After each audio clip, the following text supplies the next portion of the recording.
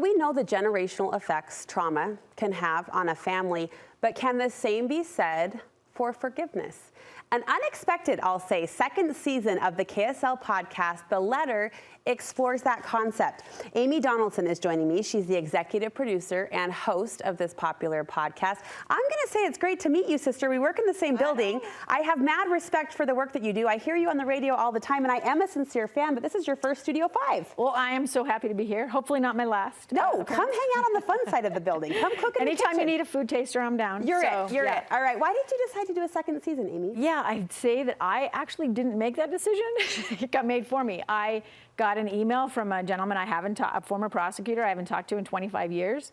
And it comes out in the podcast, but I'll tell you that we found not only was there a connection to the first season with this other story, but I was interested in this idea of what happened. We know we can inherit when something bad happens to us. We know that's going to impact our children and our grandchildren, right? We understand that really well. Lots of studies on it. But what if you make a choice to forgive? Those are things that are really personal. Like, what impact does it have on your kids if you do something highly personal that changes you or changes your life? How does that ripple through time? Like, is there an effect? Is it? And that's what I wanted to know. And carries through. Well, this story centers around a double murder that happened in Salt Lake in 1982. Yeah, actually up at Log Haven Restaurant.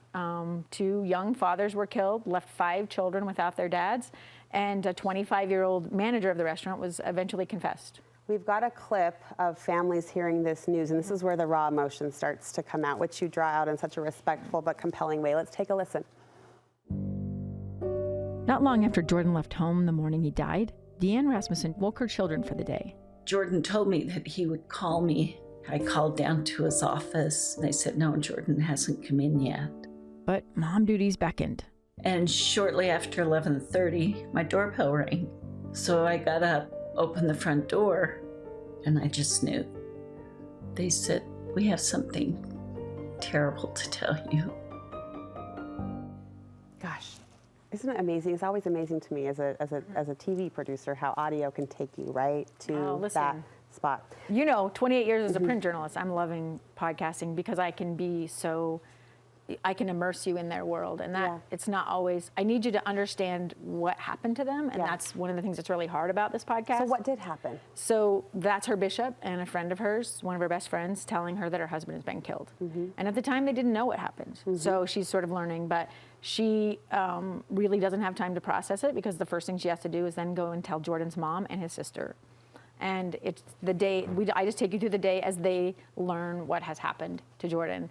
And at first they're not sure, it was a car accident, it was a snowy day, did he slide off in the canyon, and they slowly eventually learn it was murder, and then they think, well, no one could kill Jordan, he was such a great guy, has to be a stranger, a robbery, something like that. And as they learn things, it just becomes more and more painful and confusing. And they do find out who, in fact, killed him. And they find out it is someone that they know.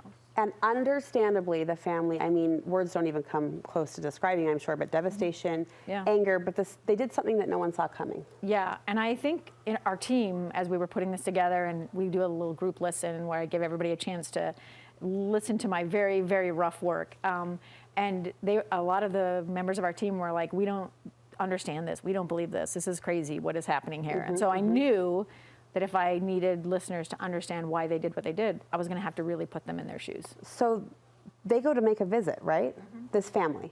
They go, I think it's maybe a couple of days after their brother's been murdered, and they go to try to visit with the man who killed him. Let's listen.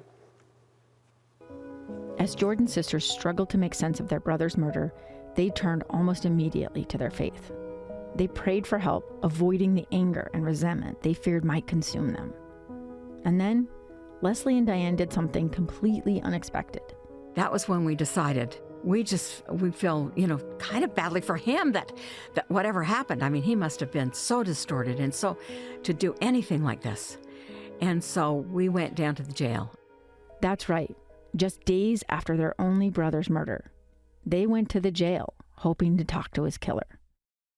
So the timing of this is amazingly impressive, that days later, they're seeking that sort of conversation, ultimately forgiveness. The title of the podcast is The Letter. Where does the letter come in? So the letter, in the first season, the killer is the one who wrote to the families, to the victims. And this season, it's going to come from the family. The family writes a letter to the killer. Yeah.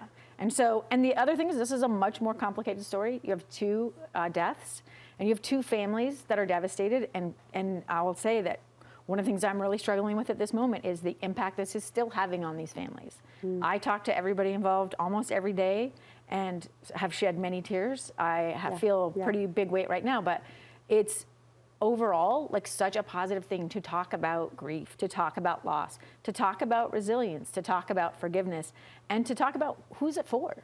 If it's not for the people who do the worst things, or if it's not for people who aren't sorry, who is it really for? And not just to talk about forgiveness, right, but dissect it in a way, because it's so... Understand it, because we're all going to be in a position, hopefully nothing this dramatic, and I really appreciate the weight that you're carrying, knowing these families as personally as you've come to know them the last little while, but we're all going to be faced with that question of forgiveness. Oh, yeah. And hopefully that understanding will help our human hearts soften in the same way. I would say all of this, you're going to lose. You're going to suffer grief. You're going to struggle. You're going to feel angry. You're going to be wronged, and you're going to be the person who does the wrong. All of these, and I thought, I understand forgiveness. Then I did season 1 and was like, I had no clue. And then this has just been a completely upended my understanding again, right? And the only thing I get out of this is like, why don't we have these conversations more? Why do we avoid these really hard, painful things? It's less painful if we just drag it out and say, like, how can we help each other? You have a burden, let me help you. How can I learn from you? How can your burden be lighter if I'm involved? Well, thank you, Amy, for helping us drag it out, as you say. That's actually a visual phrase that communicates a lot. How can we listen? Anywhere you find your favorite podcasts, any of the apps, the KSL app, of course, and then you can go to theletterpodcast.com as well. All right, we're cheering you on. Don't be a stranger. Thank you. Nice I'll be to back meet you, anytime. face to face. And happy Mother's Day. Thank you very much. It's called The Letter. We'll link you over where you can listen from our website if you want an easy connection point.